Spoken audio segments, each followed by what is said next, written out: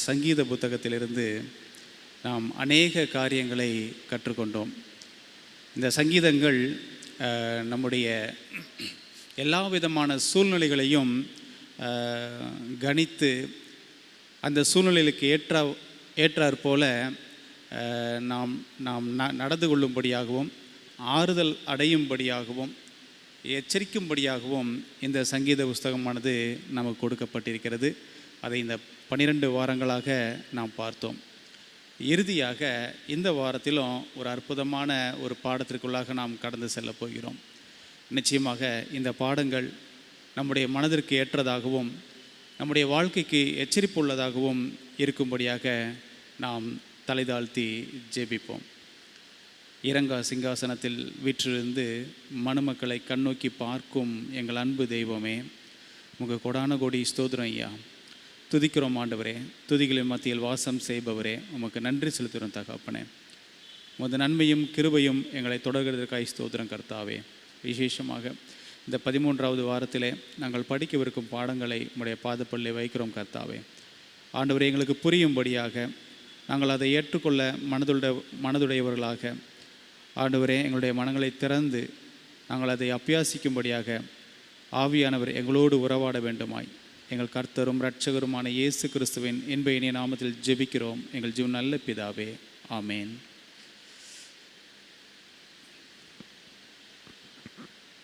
சங்கீதங்கள், சங்கீதம் அல்லது பாடல் என்று எடுத்துக்கொண்டோம் என்று சொன்னால், நம்முடைய சந்தோஷமான நேரங்களிலும் துக்கமான நேரங்களிலும் கூட இந்த சங்கீதங்கள் நம்மை ஆறுதல் அடைய செய்கிறது. நாம் சங்கீத புத்தகத்தில் பார்த்தோம் என்று சொன்னால், தாவீது பக்தன் மாத்திரம் இதை எழுதவில்லை, அநேகர் இந்த சங்கீதங்களை எழுதியிருக்கிறார்கள். ஆனால் அதிகமாக தாவீது பக்தனுடைய சங்கீதங்கள் இங்கே தொகுக்கப்பட்டிருக்கிறதை நாம் பார்க்கலாம். நாம் அநேக நேரங்களில் சங்கீத புஸ்தகத்தினுடைய அந்த ஒவ்வொரு பகுதியையும் நாம் சொல்லும்போது சங்கீதம் 10ஆம் அதிகாரம், சங்கீதம் 100வது அதிகாரம் அப்படின்னு சொல்கிறத நாம் கேள்விப்பட்டிருக்கோம். ஆக்சுவலாக சங்கீதங்களை சொல்லும்போது நாம் அதிகாரம் என்று அந்த சாப்டரை சொல்லக்கூடாது. நீங்கள் மற்ற வேத புத்தகங்கள்லாம் பாருங்களேன், தீமோத்தேயு, மத்தேயு, இந்த புத்தகங்கள் எடுத்து பார்த்தோம்னா அதனுடைய அதிகாரங்கள் அதிகாரம் 1, அதிகாரம் 2, அதிகாரம் 10 என்று போடப்பட்டிருக்கும். ஆனால் சங்கீதங்களில் மாத்திரம் சங்கீதம் 1, சங்கீதம் 2 அப்படி தான் போட்டிருக்கோம். நாம் எடுத்து வாசிக்க நாம் சொல்லும்போதோ சங்கீதம் 10ஆம் அதிகாரம் 20ஆம் அதிகாரம்னு சொல்கிறத காட்டிலும் 20வது சங்கீதம், 31வது சங்கீதம் என்று சொல்லி அதை சொன்னால் அது மிகவும் அழகாக இருக்கும் என்று நான் நம்புகிறேன். சங்கீதங்கள் நம்முடைய மனதிற்கு ஏற்றவைகளாக இருக்கின்றன. அது மாத்திரமல்ல, இந்த சங்கீதம் நம்மை எப்படியெல்லாம் ஆறுதல் படுத்துகிறது என்று சொன்னால், அது கடந்த காலத்தை நினைவுபடுத்தக்கூடியதாகவும் நிகழ்காலத்தை நமக்கு அறிவிக்கிறதாகவும் எதிர்காலத்தை போதிக்கிறதாகவும் இந்த சங்கீதங்கள் நமக்கு செய்தி அளிக்கின்றன. இந்த சங்கீதமானது கர்த்தருடைய மகத்துவங்களை பற்றி பேசுவதை நாம் பார்க்கலாம். இந்த சங்கீதம் தேவனுடைய வல்லமையை குறித்து பாடுவதாக நாம் பார்க்கிறோம். அது மாத்திரமல்ல, பாவத்தினுடைய விழுகையையும் அங்கே நாம் பார்க்கலாம்.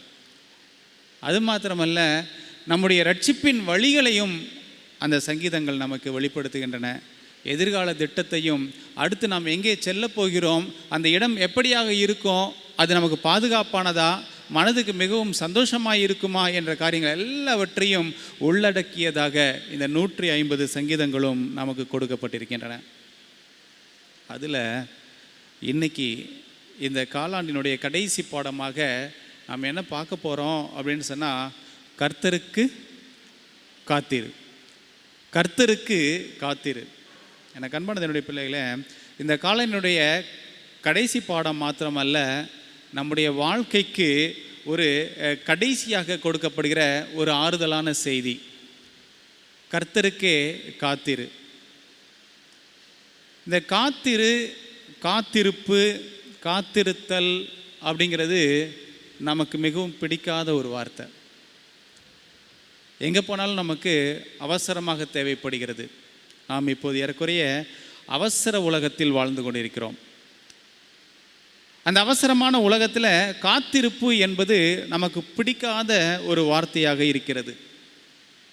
ஆனால் கர்த்தர் அநேக நேரங்களில் நம்மிடத்தில் சொல்கிறது, அவருடைய பாதப்படியிலே காத்திருக்கும்படியாக நமக்கு ஒரு அழைப்பு கொடுக்கிறார். ஏன் நமக்கு காத்திருக்க பிடிக்கவில்லை? ஏன் நமக்கு காத்திருக்க பிடிக்கவில்லை? உங்களுக்கு ஒரு உதாரணம் சொல்வதாக இருந்தால் எளிமையாக புரிந்து கொள்வதற்கு ரேஷன் கடையை எடுத்துக்கொள்ளலாம். ரேஷன் கடையில் காத்திருக்க வேண்டும், வரிசையில் இருக்க வேண்டும் இல்லை? சரி, அங்கே நீங்கள் 2 விதமான மக்களை பார்க்கலாம். அவசரமாக கூட்டத்திலே வரிசையாக நின்று கொண்டு எட்டி எட்டி பார்த்து கொண்டு இருப்பார்கள். கூட்டம் இன்னும் எவ்வளவு தூரம் இருக்கிறது, நாம் இன்னும் எவ்வளோ நேரத்தில் போய் அந்த கடைக்காரரை அணுகுவோம் என்று சொல்லி அந்த காத்திருத்தல், அவசரமாக அவசரகதியிலே ஆத்திரத்தோடு பார்த்து கொண்டு இருப்போம். இன்னும் ஒரு சிலர் பார்த்தீங்க அப்படின்னாக்கா, எவ்வளோதான் கூட்டமாக இருந்தாலும் சந்தோஷமாக இருப்பார்கள், எல்லார்ட்டையும் ஜாலியாக பேசிகிட்டு இருப்பாங்க. எவ்வளோதான் கூட்டமாக இருந்தாலும் அவங்க பாட்டில் இருப்பாங்க. யார் இவர்கள்? இந்த அவசரமாக இருக்கக்கூடியவங்க யார் அப்படின்னு சொன்னால், வீட்டில் வேலையை போட்டுட்டு வந்து அவசரமாக நிற்கக்கூடியவங்க, அடுத்து வேலைக்கு போகக்கூடியவங்க, இல்லை வேலைக்கு பெர்மிஷன் போட்டு வந்து நிற்கக்கூடியவங்க, இவர்கள் எல்லாரும் அவசரமாக இருப்பார்கள். இந்த அவசரம் இல்லாமல் சாந்தமாக எல்லார்ட்டையும் பேசிக்கிட்டு உக்காந்துட்டு இருக்கக்கூடிய அந்த கூட்டம் யார் தெரியுங்களா? ரிட்டையர்ட் ஆனவங்க, வீட்டில் வயசாகி சும்மா இருக்கக்கூடியவர்கள். அவங்க அசால்ட்டாக ஒரு மஞ்சள் பையை கம்கட்டில் வச்சுக்கிட்டு அப்படியே மெதுவாக வந்து, ஓ இவ்வளோ கூட்டம் இருக்கா அப்படின்னு சொல்லிட்டு அங்கே பக்கத்தில் திட்டு இருந்தாக்கா அங்கே உக்காந்துட்டு இருப்பாங்க இல்லை? ஸோ அப்படிப்பட்டவர்கள் அந்த கூட்டத்தை பற்றி கவலைப்பட மாட்டாங்க. முந்தியடிச்சு யாராச்சும் போனால் கூட, சரி போப்பா நான் சும்மா தானே இருக்கிறேன், நின்றுட்டு போகிறேன் அப்படின்னு சொல்லுவாங்க. எனக்கு அன்பானது என்னுடைய பிள்ளைகளே, இந்த ரேஷன் கடையில் 2 கூட்டத்தை பார்த்தோம். ஒரு கூட்டமானது அவர்கள் வேலை இல்லாமல் அவர்கள் சும்மா இருக்கக்கூடியவர்கள். இன்னொரு கூட்டத்தார் அவசரமாக இன்னும் பல வேலைகள் இருக்கக்கூடியவர்கள். அது மாத்திரமல்ல, ஒரு சிலர் சுகவீனமாக கூட வீட்டில் வேறு யாரும் இல்லாத காரணத்தினால அந்த வேதனையோடையும் துக்கத்தோடையும் வந்து நிற்கக்கூடியவர்கள். அவர்களும் அங்கே அவசரமாக தான் நிற்பார்கள். இதே மாதிரி தாங்க நாமும் பரலோக பயணத்தை நோக்கி சென்று கொண்டிருக்கிறோம். இந்த உலக வாழ்க்கையை எப்போது முடித்து கொள்ளுவோம், இதனுடைய பாடுகள், இதனுடைய துக்கங்கள், இவைகள் எல்லாவற்றையும் கடந்து நாம் எப்போது நம் தேவனண்டை போய் சேருவோம் என்ற ஒரு பயணத்தில் இருக்கக்கூடிய நாமும் இப்போது காத்திருக்க வேண்டிய ஒரு சூழ்நிலையில் இருக்கிறோம். ஆனால் எதற்காக காத்திருக்கிறோம் என்று சொன்னால், அந்த பரம கானானை அடைவதற்காக காத்திருக்கிறோம். இப்போ பரமக்கானானுக்காக என்று சொல்லும்போது மிகவும் சந்தோஷமாக இருக்கிறது. நமக்கென்று ஒரு இடம் ஆயத்தமாக இருக்கிறது. வாக்குத்தத்தம் பண்ணப்பட்ட ஒரு பரலோகம், நிச்சயமாக நாம் அங்கே செல்லுவோம் என்ற நிச்சயம் நமக்கு இருக்கிறது. ஆனால் பிரச்சனை என்னன்னா, அது உடனே கிடைக்கவில்லை. அந்த இடத்துக்கு போவதற்கு உடனே நமக்கு அனுமதிக்கப்படவில்லை. காத்திருக்க வேண்டிய ஒரு சூழ்நிலை. சரி, ஒரு நல்ல இடத்துக்கு தானே போகிறோம், ஆகையால் நாம் காத்திருந்து செல்வதில் எந்த விதமான பிரச்சனையும் இல்லையே என்று சொன்னால், நமக்கு எந்த விதமான பிரச்சனையும் இல்லைதான். காத்திருக்கலாம், எவ்வளவு காலம் வேண்டுமானாலும் காத்திருக்கலாம். எப்படி? நமக்கு ஏதாவது பிரச்சனை வராமல் இருந்தால் காத்திருக்கலாம். ஆனால் இந்த காத்திருக்கக்கூடிய இந்த பாவ உலகத்திலே நம்மால் நிம்மதியாக இருக்க முடியவில்லை. நாம் பலவிதமான துக்கங்களோடும் துயரத்தோடும் பலவீனங்களோடும் நோய்களோடும் பிரச்சனைகளோடும் இருப்பதின் நிமித்தமாக இந்த காத்திருக்கக்கூடிய காலமானது நமக்கு மிகவும் வேதனையாக இருக்கிறது. நாம் இங்கே சௌகரியமாக இருந்திருந்தோம் என்று சொன்னால் நமக்கு பிரச்சனை இல்லை. எவ்வளவு காலம் வேண்டுமானாலும் கர்த்தருடைய வருகைக்காக காத்திருக்கலாம். ஆனால் பலவிதமான இடர்கள், பலவிதமான துன்பங்கள், நோய்களோடு நாம் இங்கே காத்திருக்க வேண்டிய ஒரு சூழ்நிலை இருப்பதினால் நமக்கு அந்த பரமக்காணன் எவ்வளவுதான் சந்தோஷமான ஒரு காரியமாக இருந்தாலும் அதற்காக காத்திருப்பது என்பது ஒரு கேள்விக்குறியாக, ஒரு சலிப்பை உண்டாக்கக்கூடியதாக இருக்கிறது. இப்போ இந்த சங்கீதத்தின் மூலமாக ஆவியானவர் நமக்கு உணர்த்துகிற செய்தி என்னவென்று சொன்னால், பலவீனங்கள் உண்டு, கஷ்டங்கள் உண்டு, நோய்கள் உண்டு, ஆனாலும் கலங்காதே, திகையாதே, நான் உன் தேவன், இவைகள் எல்லாவற்றையும் கடந்து உன்னை பரமக்காணானுக்கு சேர்ப்பேன் என்ற ஒரு மிகப்பெரிய ஒரு வாக்குத்தத்தத்தோடு நம்மோடு உறவாடுகிறார். அந்த செய்தியை தான் இந்த சங்கீத புஸ்தகமானது நமக்கு கொடுக்கிறது. இந்த உலகத்திலே கர்த்தருக்காக காத்திருக்கிறவர்கள் ஏதாவது ஒரு துன்பத்தோடும் ஏதாவது துயரத்தோடுமே அவர்கள் காத்து கொண்டிருக்கிறார்கள். ஆனாலும் இங்கே சங்கீதக்காரன் சொல்கிறான், நம்முடைய வாக்குத்தத்தம் பண்ணின தேவன் இன்றைக்கும் நம்மோடு பேசுகிறவராக மாத்திரமல்ல, நம்மோடு உறவாடக்கூடியவராகவும் இருக்கிறார் அப்படின்னு சொல்கிறார். இப்போ இந்த காத்திருத்தலுக்கு கர்த்தர் நம்மை அழைக்கிறார். இந்த காத்திருத்தல் என்பது நமக்கு ஒரு ஸ்ட்ரெஸ்ஸை உண்டாக்கினாலும் கூட, ஒரு சில அழுத்தங்களை நமக்கு உண்டாக்கினாலும் கூட, அந்த அழுத்தங்களுக்கு மத்தியிலையும் நாம் சந்தோஷமாக, கர்த்தருக்குள் சந்தோஷமாக காத்திருக்கக்கூடிய ஒரு ஒரு அற்புதமான ஒரு சூழ்நிலையை கர்த்தர் நமக்கு உருவாக்கி கொடுத்திருக்கிறார். இந்த காத்திருத்தல் நமக்கு எதை கற்றுக் கொடுக்கிறது என்று சொன்னால், விடாமுயற்சி. எந்த ஒரு செயலையுமே நாம் முயற்சியோடு செய்ய வேண்டும். அந்த முயற்சி எப்படிப்பட்டதாக இருக்க வேண்டும் என்று சொன்னால், விடாப்பிடியான முயற்சியாக இருக்க வேண்டும் என்று சொல்லி இந்த காத்திருத்தல் நமக்கு உணர்த்துகிறது.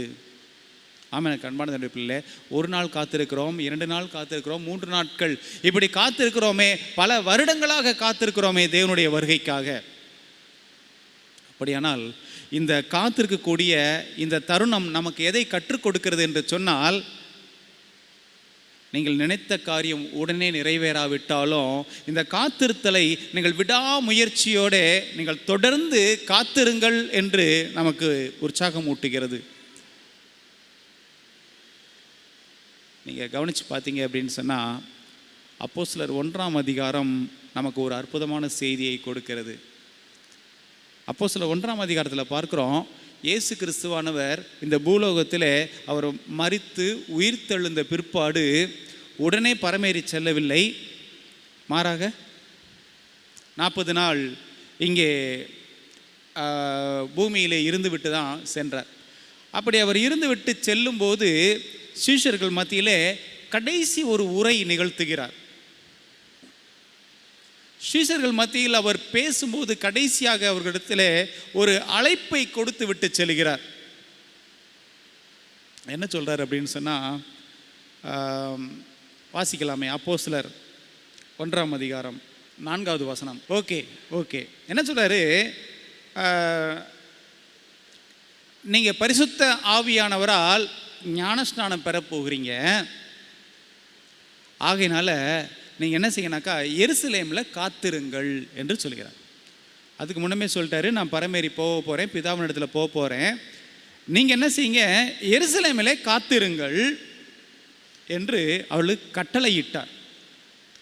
அப்போ கூடி வந்திருந்தவங்க சீஷர்கள் கேட்குறாங்க அடுத்து, அப்பொழுது கூடி வந்திருந்தவர்கள் அவரை நோக்கி, ஆண்டவரே, இக்காலத்திலா ராஜ்யத்தை இஸ்ரவேலுக்கு திரும்ப கொடுப்பீர் என்று கேட்டார்கள். அவங்க நினச்சிட்டாங்க, கர்த்தராகிய இயேசு கிறிஸ்துவானவர் இந்த வார்த்தையை சொன்ன மாத்திரத்தில், நீங்கள் எருசலேமில் போய் காத்திருங்கள், ஆவியானவரால் அபிஷேகம் பண்ணப்பட போகிறீர்கள் என்று சொன்ன மாத்திரத்தில், அப்படியானால் இஸ்ரவேலின் தேசம், அவருடைய சுதந்திரம் இந்த காலத்திலே கிடைத்து விடுமோ என்று சொல்லி அவர்கள் கேட்டார்கள். கர்த்தர் சொன்னார், பிதாவினுடைய சித்தத்தை அறிவது உங்களுக்கு அடுத்ததல்ல என்று சொன்னார். அது மாத்திரமல்ல, அவர் அங்கே காத்திருக்கும்படியாக சொன்னார். எனக்கு அன்பான என்னுடைய பிள்ளைகளே, நீங்கள் இந்த வேத புத்தகத்தில் இந்த சீஷர்கள் காலத்தில் அவங்க எப்படி இருந்தாங்க அப்படிங்கிறத நீங்கள் வாசித்து பார்த்தீங்கன்னாக்கா ஒரு மிகப்பெரிய ஒரு உண்மை தெரியும். அவர்கள் எப்படி காத்திருந்தார்கள் என்று சொன்னால், அவர்களுடைய காலத்திலேயே இயேசு கிறிஸ்துவானர் வந்து விடுவது போலவே காத்திருந்தார்கள். அவர்கள் உயிரோடு இருக்கும்போதே இயேசு கிறிஸ்துவானர் மீண்டும் வந்து விடுவார் என்று காத்து கொண்டிருந்தார்கள். ஆனால் அவர்கள் மரித்து ஏறக்குறைய 2000 ஆண்டுகள் ஆகிவிட்டன. ஆனாலும் இயேசு கிறிஸ்துவானர் வரவில்லை. ஆனாலும் இந்த சீஷர்கள் எப்படி மரித்தார்கள் என்று சொன்னால், ஒருவேளை நான் மரிக்கும்போது என் இயேசு கிறிஸ்துவை காணவில்லை என்று சொன்னாலும், என் இயேசு கிறிஸ்து மீண்டும் எங்களை உயிரோடு எழுப்புவார், அந்த எழுப்பும் நாளில் அவரை காண்போம் என்ற சந்தோஷத்தோടെ மரித்தார்கள். அவநம்பிக்கையோடு மரிக்கவில்லை. ஆனால் அவர்கள் உயிரோடு இருக்கும்போது அவர்களுடைய காலத்திலேயே வந்து விடுவார் என்று சொல்லி அவர்கள் நம்பி ஊழியம் செய்தார்கள் என்று சொல்லி பார்க்கிறோம். அந்த சீஷர்களுக்கும் அநேக விதமான பாடுகள் இருந்தது, அநேக விதமான கஷ்டங்கள் இருந்தது. பவுலானவர் சொல்லும்போது கூட சொன்னார், அவருக்கு ஒரு முதுகிலே ஒரு ஒரு ஒரு நோய் இருந்தது. அதற்காக பல ஆண்டுகளாக அவர் ஜெபித்தார், அந்த நோய் தன்னை விட்டு நீங்க வேண்டும் என்று சொல்லி. ஆனாலும் அவர் சாகும் வரைக்கும் அந்த நோயானது அவருக்கு முதுகு தண்டுவடத்தில் இருந்து கொண்டே தான் இருந்தது. அவருடைய நம்பிக்கை, அவர் சகலவிதமான பாடுகளுக்கு மத்தியிலையும் சுகவீனங்களுக்கு மத்தியிலையும் இயேசு கிறிஸ்துவினுடைய வருகையை நம்பி அவர் விடாமுயற்சியோட கர்த்தருக்காக காத்திருந்தார் என்பதாக நாம் பார்க்கிறோம். எனக்கு அன்பான என்னுடைய பிள்ளைகளே, இந்த சீஷர்கள் நமக்கு ஒரு மிகப்பெரிய ஒரு உதாரணமாக இருக்கிறார்கள். நாம் எப்படி காத்திருக்க வேண்டும்?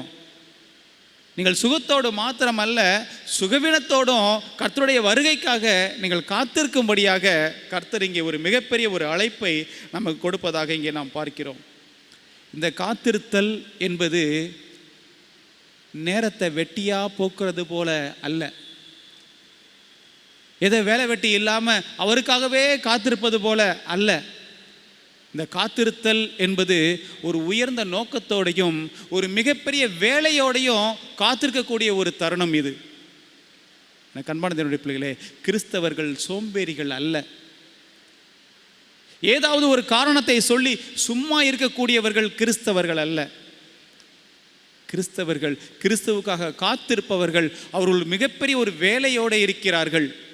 அந்த மிகப்பெரிய வேலை என்பது அவருடைய பாடுகளுக்கு மத்தியிலே அவர்கள் அந்த வேலைகளை செய்து கர்த்தருக்காக காத்திருக்கிறார்கள். உங்களுக்கு எத்தனை பேருக்கு அட்வென்டிஸ்ட் அப்படிங்கிற வார்த்தை பிடிக்கும்? பிடிக்காதா? ஓகே, அட்வென்டிஸ்ட்னா என்னது? காத்திருப்பவர்கள், இயேசு கிறிஸ்துவின் 2ஆம் வருகைக்காக காத்திருப்பவர்கள். செவன்த் டே அட்வென்டிஸ்ட் ஒரு வித்தியாசமான பெயர். நீங்கள் மற்ற எல்லாமே பார்த்தீங்கன்னா, மற்ற எல்லா சபையோடைய பெயர்கள் ஒரு விதமான மீனிங்கோடு இருக்கும். அதாவது பார்த்தவனையே கேட்டவனே புரிந்து கொள்வது போல. Assemblies of God, CSI church of South India, Roman Catholic அப்படின்னு சொல்லிட்டு, பெண்டிகாஸ்ட் அப்படின்னு சொல்லிட்டு அந்த வார்த்தைகளை கேட்ட மாதிரி நமக்கு புரியும். ஆனால் செவன்த் டே அட்வென்டிஸ்ட் ஒரு வித்தியாசமான பெயர்.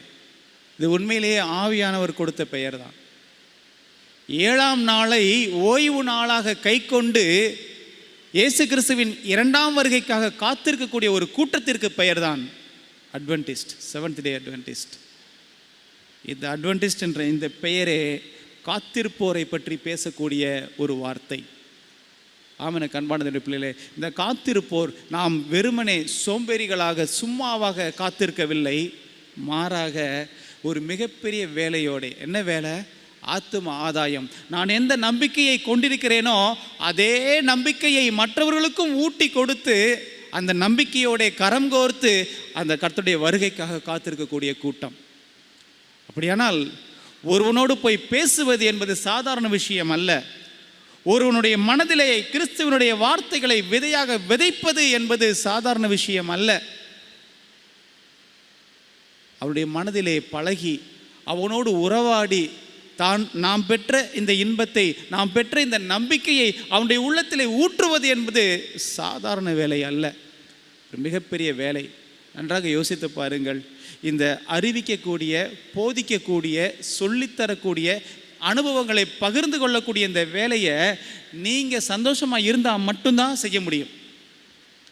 உதாரணத்துக்கு நீங்கள் டீச்சராக இருக்கிறவங்களுக்கு தெரியும், நீங்கள் வீட்டில் கொஞ்சம் சமாதானமாக அமைதியாக இருந்தால் மட்டும்தான் அன்றைக்கி பிள்ளைகளோட நன்றாக உறவாட முடியும், மாணவர்களோட. அப்படி இல்லை, வீட்டில் ஏதோ ஒரு டென்ஷன், அங்கே ஏதோ பிரச்சனைன்னு வச்சுக்கிங்களேன், அன்றைக்கி அந்த மாணவர்களோட சந்தோஷமாக அந்த பாடத்தை பகிர்ந்து கொள்ள முடியாது. எரிஞ்சு விழுவாங்க. மாணவர்கள் பேசிக்கொள்வார்கள், வீட்டில் ஏதோ பிரச்சனை போல் இருக்குது, அங்கே காட்ட முடியாமல் அம்மா இங்கே வந்து காட்டுறாங்க அப்படின்னு சொல்லி மாணவர்கள் பேசிக்கொள்வார்கள். அப்படியானால் நீங்கள் ஒரு செய்தியை சொல்ல வேண்டும் என்று சொன்னால், நீங்கள் முதலாவதாக, நான் முதலாவதாக சந்தோஷமாக இருந்தால் மாத்திரமே அந்த சந்தோஷத்தை மற்றவர்களிடத்தில் பகிர்ந்து கொள்ள முடியும். ஆனால் இங்கே கிறிஸ்துவின் செய்தியை, அந்த வசனத்தின் விதையை நீ மற்றவர்களுக்கு விதைக்க வேண்டும் என்று சொன்னால், போதிக்க வேண்டும், சொல்லித்தர வேண்டும், அல்லது அனுபவத்தை பகிர்ந்து கொள்ள வேண்டும் என்று சொன்னால், நாம் அனைவரும் சந்தோஷமாகலாம் இல்லை. பலவீனத்தோடையும், நோய்களோடையும், பொருளாதார கஷ்டங்களோடையும், பல விதமான இன்னல்கள், இந்த உலகத்தின் பாடுகள், சுமைகளோடையும் நாம் இந்த வேலையை செய்து கொண்டிருக்கிறோம். அப்படியானால் ஆவியானவர் தாமே நமக்கு சந்தோஷத்தையும் சமாதானத்தையும் கொடுத்து, கர்த்தருக்குள்ளாக நாம் சந்தோஷமாக இருந்து இந்த ஊழியத்தை செய்யக்கூடிய ஒரு மிகப்பெரிய ஒரு வேலையை செய்து காத்திருக்கக்கூடிய கூட்டத்திலே நாமும் ஒருவராக காத்திருக்கிறோம். அப்படியானால் இந்த காத்திருத்தல், கர்த்தருக்காக காத்திருத்தல் என்பது சாதாரண ஒரு விஷயம் அல்ல, ஒரு மிகப்பெரிய ஒரு விஷயம். அதில் நாமும் ஒரு பங்குதாரர்களாக இருக்கிறோம் என்பது ஒரு மிகப்பெரிய சந்தோஷமாக இருக்கிறது. சரி, நாம் காத்திருக்கிறோமே, எப்படிப்பட்ட மனநிலையோடு காத்திருக்கிறோம்? இங்கே சங்கீதக்காரன் அற்புதமாக ஒரு உதாரணத்தை சொல்லுகிறார். இங்கே பார்க்குறோம், இந்த 131வது சங்கீதத்தில் 2வது வசனம்.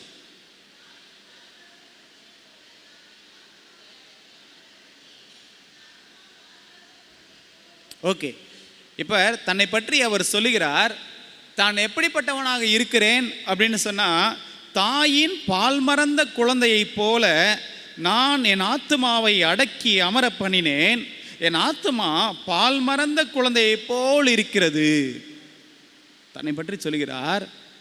கர்த்தருடைய சமூகத்தில் அவர் காத்திருக்கிறார். அப்படி காத்திருக்கும் போது என்ன மனநிலையோடு காத்திருக்கிறார் என்று சொன்னால், பால் மறந்த குழந்தையைப் போல காத்திருக்கிறாராம். உங்களுக்கு ஏதாவது அர்த்தம் புரியுதா? எதுக்காக தன்னை பால் மறந்த குழந்தைக்கு ஒப்பிடுகிறார்? பால் மறந்த குழந்தையினுடைய குணாதிசயம் என்ன? எதை வச்சு, எதை அடிப்படையாக வைத்து தன்னை பால் மறந்த குழந்தையை போல கர்த்தருடைய சமூகத்தில் காத்திருப்பதாக சொல்லுகிறார்? ஆச்சரியமாக இருக்கிறது. தேவன் உதாரணம் சொல்லுகிறார் என்று சொன்னால் ரொம்ப ஆப்டாக சொல்லுவார். பால் குடிக்கிற குழந்தைக்கும் பால் மறந்த குழந்தைக்கும் வித்தியாசம் இருக்கிறது. இங்கே தெளிவாக நமக்கு உதாரணம் சொல்லுகிறார், பால் மறந்த குழந்தையை போல. என்ன வித்தியாசம்? பால் குடிக்கிற குழந்தைக்கும் பால் மறந்த குழந்தைக்கும் என்ன வித்தியாசம் அப்படின்னு பார்த்தீங்கன்னா,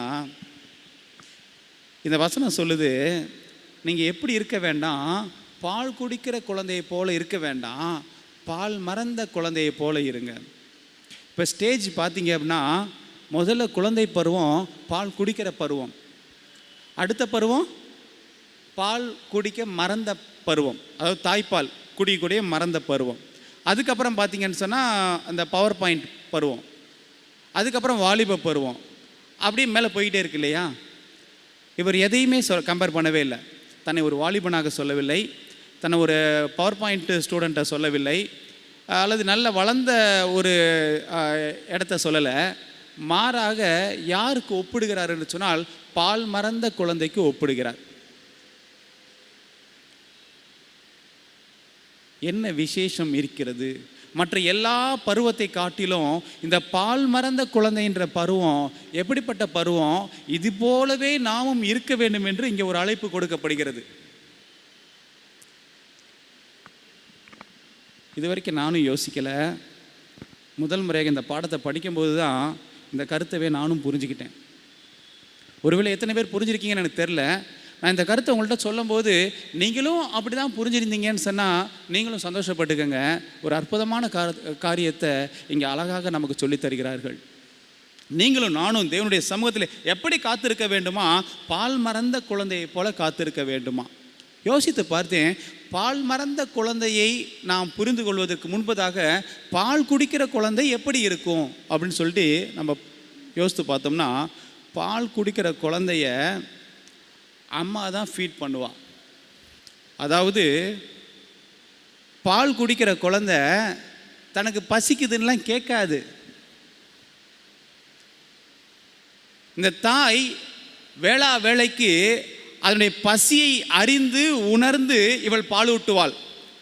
அதையும் தாண்டி இவள் மறந்து போனாதான் அந்த குழந்தை அழ ஆரம்பிக்கும். அந்த அழுகையை பார்த்து இவள் கொடுப்பா. ஆனால் குழந்தை அழுகிறது வரைக்கும் தாய் காத்திருக்க மாட்டாங்க.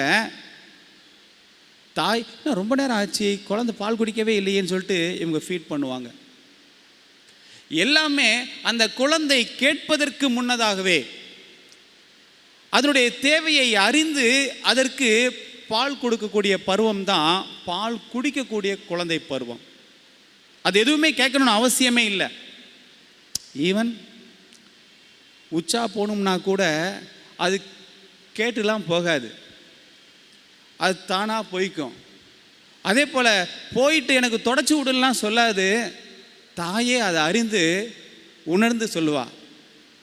அது சொல்லணும் அவசியம் இல்லை. அதை க்ளீன் பண்ணணுமா, அதை குளிப்பாட்டணுமா, அதுக்கு அது என்னெல்லாம் செய்யணுமோ அவைகளெல்லாம் செய்வதற்கு அந்த குழந்தையின் தேவைகளை தாய் சந்தித்து கொள்வாள். அந்த குழந்தை அது பால் குடிக்கிற குழந்தை இல்லை. இப்போ பால் மறந்த குழந்தை அது என்ன செய்யும் அப்படிங்கிறத பார்ப்போம். பால் மறந்த குழந்தை பார்த்தீங்கன்னு சொன்னால் தாய் தானாக கொடுக்க மாட்டான். அந்த குழந்தை கேட்டால் தான் கொடுப்பா. தெரியுமா உங்களுக்கு? நான் உங்களை கேட்குறேன். உங்களுக்கு தெரியும், எல்லோருமே இந்த தங்களுடைய குழந்தை இந்த ஸ்டேஜை தாண்டி வளர்த்துருப்பீங்க. குழந்தை கேட்டால் தான் அதுக்கு கொடுப்பாங்க, அதை பேச வைப்பாங்க, அதனுடைய தேவைகளை உணர வைப்பாங்க. இப்போ அந்த பால் மறந்த குழந்தை அந்த பழைய கதைக்கே வரேன். உச்சா போனால் கூட சொல்லிட்டு போ அப்படின்னு சொல்லிட்டு அதை கண்டிப்பாங்க. அதை இந்த இடத்துல தான் போய் உச்சா பண்ணணும் அப்படின்னு அதை சொல்லி தருவாங்க. அப்படி பண்ணால் இப்படி க்ளீன் பண்ணணும் அப்படின்னு சொல்லி தருவாங்க.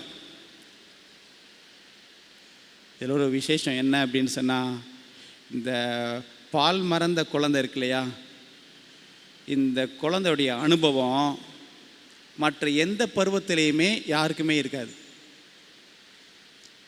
பால் குடிக்கிற குழந்தையாக இருந்தாலும் சரி தான், வாலிப பிள்ளையாக இருந்தாலும் தான், அதுக்கு மேலே உள்ள பருவமாக இருந்தாலும் சரி தான், எந்த பருவத்திலையுமே இந்த பால் மறந்த குழந்தையுடைய அனுபவம் இருக்காது. என்ன தெரியுங்களா? அந்த பால் மறந்த குழந்தைய நீங்கள் அடித்து பாருங்களேன், திட்டி பாருங்களேன், அதை கோவப்படுத்தி பாருங்களேன், அது எங்கே நிற்கும் தெரியுமா? அந்த அம்மா காலை சுற்றியே தான் நிற்கும். நீங்கள் என்ன தான் அடித்தாலும் சரிதான், என்ன தான் திட்டினாலும் சரிதான், அதை அழ வச்சாலும் சரிதான், தாயை விட்டு போகவே போகாது. மீண்டும் மீண்டும் அந்த தாயின் இடத்துல தான் வரும். அதே போல் பால் குடிக்கிற குழந்தைய பார்த்தீங்கன்னா, பெரும்பாலும் யார் கை நீட்டி கூப்பிட்டாலும் தாவி தாவி போய்கிட்டே இருக்கும். பால் குடிக்கிற குழந்தை எல்லாரும் அதை தூக்கி கொஞ்சிக்கிட்டே இருப்பாங்க. குழந்தை கை மாறி போய்கிட்டே இருக்கும். ஆனால் பால் மறந்த குழந்தைய பாருங்களேன், யார்கிட்டையுமே போகாது, அம்மா தோல்லே தான் இருக்கும். மிஞ்சி போனால் அவங்க வீட்டில் யார் அதிகமாக அவங்களோட உறவாடுறாங்களோ அவங்கள்ட்ட மட்டும்தான் போகும். அந்த குழந்தை, பால் மறந்த குழந்தை யார் கைக்கும் போகாது, மாட்டேன்னு சொல்லும். எனக்கு அன்பார்ந்த பிள்ளைகளே, இப்போ இங்கே கதைக்கு வருவோம். சங்கீதக்காரன் சொல்கிறாரு, தன்னை எப்படி சொல்கிறாரு? பால் மறந்த குழந்தைக்கு ஒப்பிடுகிறார். நான் பால் மறந்த குழந்தையை போல் நான் காத்திருக்கிறேன் அப்படின்னு சொல்கிறாரு. என்ன காரணம் அப்படின்னு சொன்னால், கர்த்தர் என்ன விரும்புகிறாரு அப்படின்னா, நீங்கள் தேவனையே சார்ந்து இருக்க வேண்டும் என்று விரும்புகிறார். கர்த்தரையே நீங்கள் சார்ந்திருக்க வேண்டும். எப்படி அந்த குழந்தை என்னதான் திட்டினாலும் என்னதான் அடித்தாலும் அது மீண்டும் மீண்டும் அது தாயினிடத்திலேயே அண்டி அரவணைக்கிறதோ, அதே போல் நீங்களும் எவ்வளவுதான் துன்பங்கள், எவ்வளவுதான் கஷ்டங்கள், எவ்வளவுதான் பலவீனங்கள் இருந்தாலும் நீங்கள் யாரை அண்டி இருக்கணும் அப்படின்னு சொன்னால், கர்த்தரையே நம்பி இருக்கிற ஜனம் அது ஒருபோதும் வெட்கப்பட்டு போவதில்லை. ஆமாம் கண்பார்ந்த பிள்ளை, இந்த பால் மறந்த குழந்தையை போல கர்த்தருடைய சமூகத்தில் நாம் எப்போதும் எந்த விதமான எதிர்பார்ப்புகளும் இன்றி நாம் தேவனை சார்ந்திருக்கும்படியாக இங்கே சங்கீதக்காரன் ஒரு அற்புதமான ஒரு அழைப்பை நமக்கு கொடுக்கிறார். ஆகையால் அந்த பால் மறந்த குழந்தையை போல அந்த அமைதியான அந்த அந்த ஒரு ஒரு சூழ்நிலையிலே தேவனுக்காக நாம் காத்திருக்க வேண்டுமா? சரி, இந்த காத்திருக்கக்கூடிய அனுபவத்தில் கர்த்தருக்காக நீங்கள் காத்திருக்கும் போது இங்கே ஒரு அற்புதமான ஒரு காரியத்தை 126வது சங்கீதத்தில் சொல்கிறார். 126வது சங்கீதம்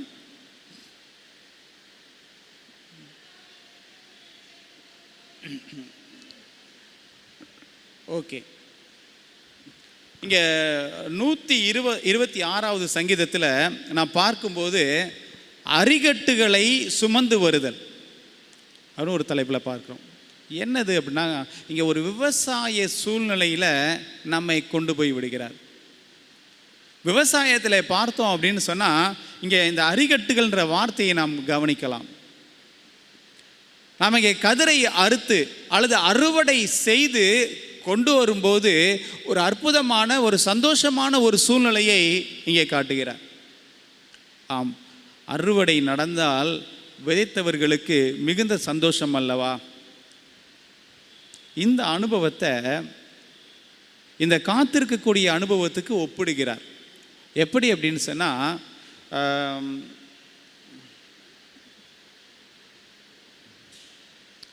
5வது வசனம் பாருங்களேன். 126வது சங்கீதம் 5வது வசனம்.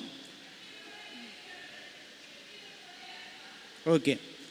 கண்ணீரோடே விதைக்கிறவர்கள் கம்பீரத்தோடே அறுப்பார்கள் என்ற ஒரு அற்புதமான வார்த்தையை நாம் கவனிக்கிறோம். கண்ணீரோடே விதைக்கிறவர்கள் என்ன அர்த்தம்? நாம் பெரும்பாலும் இப்போது விவசாயங்கள் நம்ம பண்ணுவதில்லை. ஒருவேளை விவசாயம் செய்திருக்கக்கூடிய நபர்கள் இருந்தீர்கள் என்று சொன்னால் இந்த அனுபவம் தெரியும். இந்த கண்ணீரோடை விதைப்பவர்கள், ஏன் இவர்கள் கண்ணீரோடை விதைக்கிறார்கள் என்று சொல்லி பார்த்தா, எல்லா வேலைகளிலும் அல்ல, ஆனால் பெரும்பாலும் பார்த்தீங்க அப்படின்னா இந்த விதை விதைத்து அறுவடை வருவதற்குள்ளாக அந்த உழவனுடைய மனம் அமைதியாக இருப்பதில்லை. ஏன் அப்படின்னு சொன்னால், முதலாவது விதைப்பதற்கு ஏற்றங்க மழை வேண்டும், அதே போல் அறுப்பதற்கு தேவையான மழை வேண்டும். இந்த 2 மழைக்கும் இடையில் மழை இருக்கக்கூடாது, காற்று அதிகமாக வீசக்கூடாது. ஆனால் கவனித்து பார்த்தோம்னா விதைக்கும் போதும் சரி, விதைச்ச பிற்பாடும் சரி, உழவனுக்கு இயற்கையானது ரொம்ப சாதகமாகலாம் இருப்பதில்லை. திடீர்னு காற்று அதிகமாக வீசும், திடீர்னு எதிர்பாராத சூழ்நிலை மழை பெய்யும். அது மாத்திரமல்ல, அந்த அந்த நெற்கதிர்களுக்கோ அல்லது அந்த செடி கொடிகளுக்கோ நோய்கள் வரும். இப்படி பலவிதமான சூழ்நிலைகள் அங்கே வரும். அவன் அறுவடை செய்வதற்குள்ளாக பலவிதமான அனுபவங்களை, கஷ்டங்களை அவன் கடந்து ஒரு வழியாக அந்த கதிர் முற்றி அறுவடை செய்யும்போது தான் அவனுக்கு ஒரு பெரிய சந்தோஷமே வரும். இப்போ இருக்கிற காலகட்டத்திலெல்லாம், இதுக்கு நமக்கு முன்னாடி இருந்த காலகட்டம்லாம் ரொம்ப நல்ல காலகட்டங்களாக இருந்திருக்கிறது. விவசாயத்திற்கு ஏற்ற சூழ்நிலைகள் மற்ற எல்லா காரிலும் இருந்தது. ஆனால் இப்போது அப்படி அல்ல. இன்றைக்கு நாம் விவசாய நிலங்களை விற்று அது கட்டிடங்களாக மாற்றும் அளவிற்கு விவசாயங்கள் போய்கொண்டிருக்கிறது. அப்படியானால் இங்கே விதைக்கிறவன் அங்கே அந்த சூழ்நிலையை பார்த்தோம் அப்படின்னு சொன்னால், அந்த சூழ்நிலையானது அவனுக்கு சாதகமாக இல்லை. அதான் விதைக்கிறவன் கண்ணீரோடே விதைக்கிறான், ஆனால் அறுவடை செய்யும்போது அவன் கம்பீரத்தோடே அறுவடை செய்வான். சரி, இந்த சூழ்நிலையை கர்த்தர் ஏன் இங்கே நமக்கு கம்பேரிசன் கொடுக்குறாரு அப்படின்னு சொல்லி பார்த்தீங்கன்னா, நாமும் கர்த்தருக்காக காத்திருக்கிறோம்.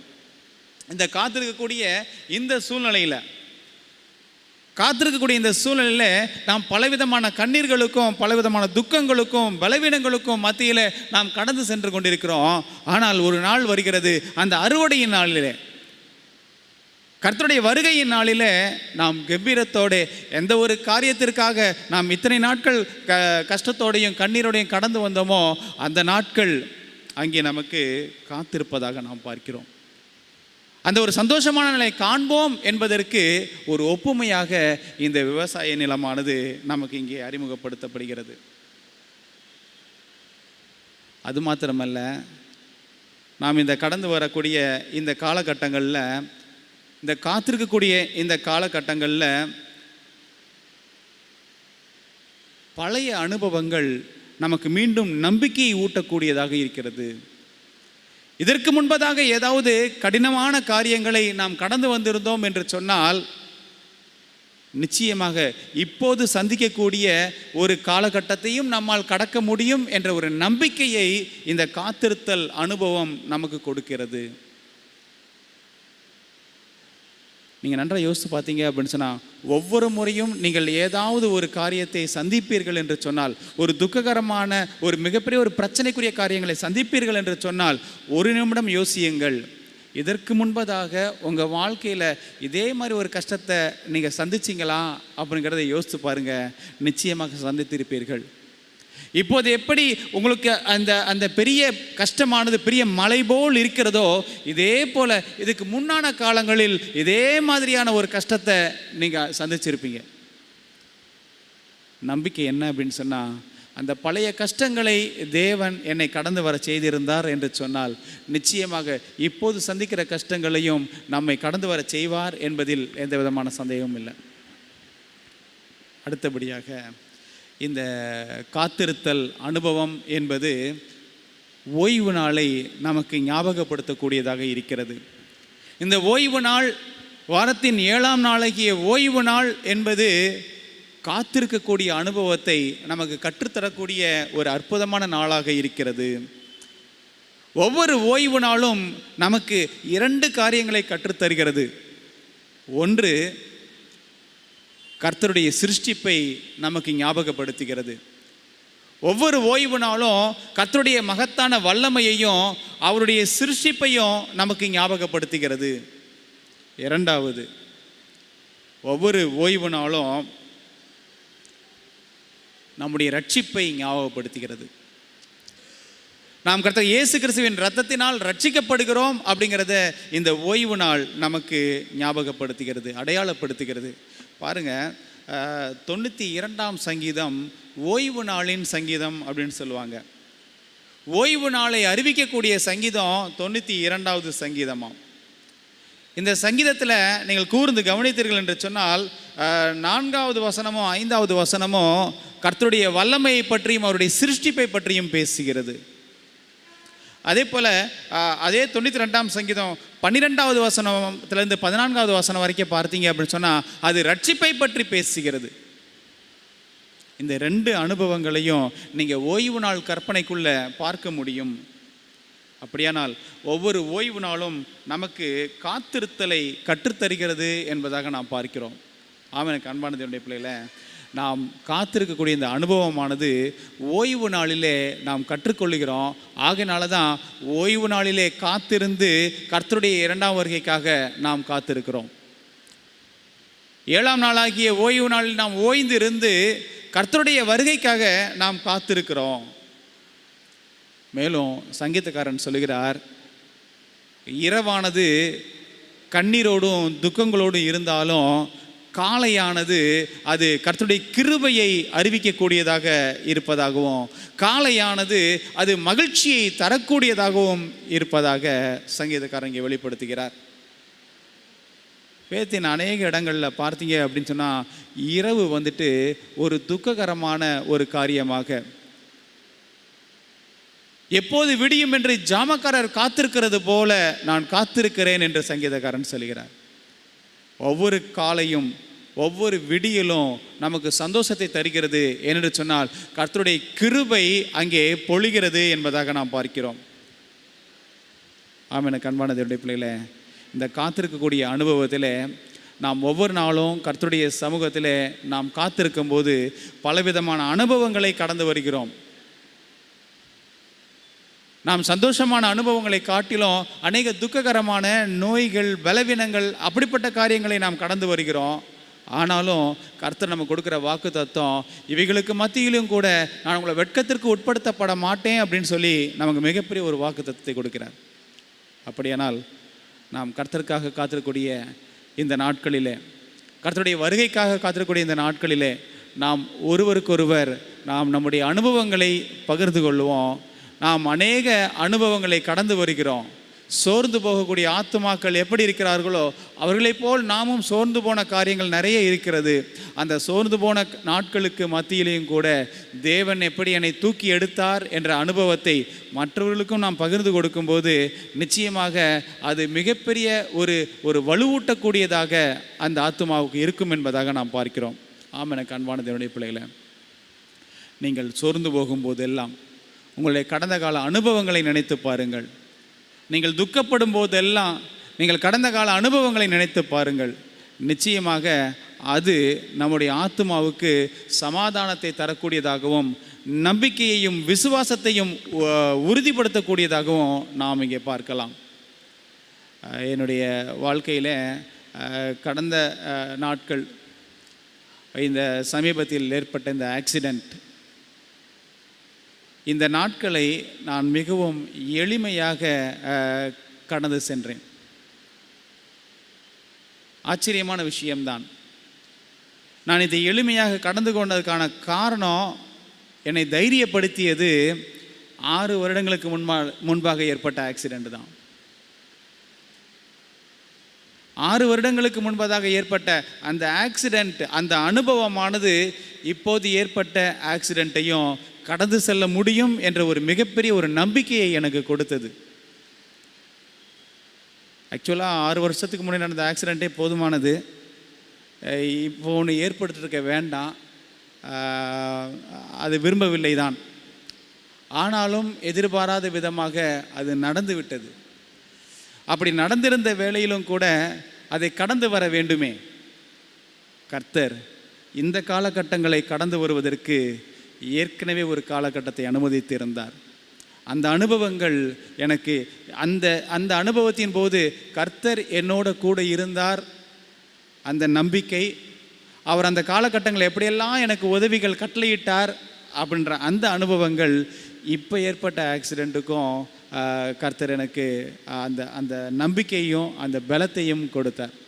அப்படியானால் இந்த காத்திருக்கக்கூடிய கர்த்தர் இயேசு கிறிஸ்துவினுடைய 2ஆம் வருகைக்காக நாம் காத்திருக்கிறோமே, இந்த காத்திருக்கக்கூடிய இந்த அனுபவங்களில் நமக்கு என்ன ஏற்பட்டாலும் சரிதான், அதை பற்றி நம்ம கலங்க வேண்டாம், திகைக்க வேண்டாம், ஏன் இப்படி வந்தது என்று கேள்வி கேட்க வேண்டாம். எது வந்தாலும் சரி, என் தேவன் என்னோட கூட இருக்கிறார். இந்த காத்திருக்கக்கூடிய இந்த காலகட்டங்கள், அது குறுகிய காலகட்டமோ நீண்ட நெடிய காலகட்டமோ, நம்முடைய காலத்திலேயே இயேசு கிறிஸ்து வருவாரோ இல்லை நம்முடைய காலகட்டத்துக்கு பிற்பாடும் தள்ளி போகுமோ, அதை பற்றியெல்லாம் கவலை இல்லை. எவ்வளவு காலம் காத்திருந்தாலும் சரி, நான் தேவனோடு பால் மறந்த குழந்தையை போல நான் அமர்ந்திருக்கிறேனா? தாவீதினுடைய அனுபவம், தாவீதினுடைய வாழ்க்கைக்கும் நம்முடைய வாழ்க்கைக்கும் வித்தியாசம்லாம் ஒன்றும் கிடையாது. அவன் எப்படி வாழ்க்கையில் துரத்தப்பட்டானோ, அவனுடைய வாழ்க்கையில் எப்படி பாவங்கள் செய்தானோ, அதே மாதிரி அனுபவங்கள் தான் நமக்கும் நாம் கடந்து வந்து கொண்டிருக்கிறோம். அப்படியானால் தாவீது பாவம் செய்திருந்தாலும் பாவத்திலேயே நிலை நிற்பதில்லை. அவன் மனம் திரும்பினான். அவனுக்கு சுற்றி உள்ளவர்கள் எவ்வளவுதான் அவனுக்கு துன்பங்கள் கொடுத்தாலும் சரி, எல்லாவற்றையும் அவன் கடந்து வந்தான். பால் மறந்த குழந்தையைப் போல தேவனையே அண்டி அவரவே நம்பி அவன் காத்திருந்தான். அப்படியானால் அப்படிப்பட்ட தாவீதின் அனுபவத்தோடு அவனுடைய சங்கீதங்களை பாடிக்கொண்டு நாம் கர்த்தருடைய வருகைக்காக நம்முடைய நாட்களிலே நாம் காத்திருப்போம். இந்த காத்திருக்கக்கூடிய அனுபவத்தை நாம் கசப்பாக எண்ணாமல் அதை இனிமையாக எடுத்துக்கொண்டு கர்த்தருடைய சமூகத்தில் அமர்ந்திருப்போம். கர்த்தர் நம்மை வெட்கத்திற்கு உட்படுத்த மாட்டார். நிச்சயமாகவே அவருடைய வாக்கு தத்தங்கள் ஆம் என்றும் ஆமேன் என்றும் இருக்கிறது. நிச்சயமாக வாக்கு தத்தத்தை பெற்ற சந்ததி நாம் தான் என்று சொல்லி கர்த்தருடைய நாமம் மகிமைப்படும்படியாக நாம் அமர்ந்திருப்போம். கர்த்தர் நம்மை ஆசீர்வதிப்பாராக. ஆமேன்.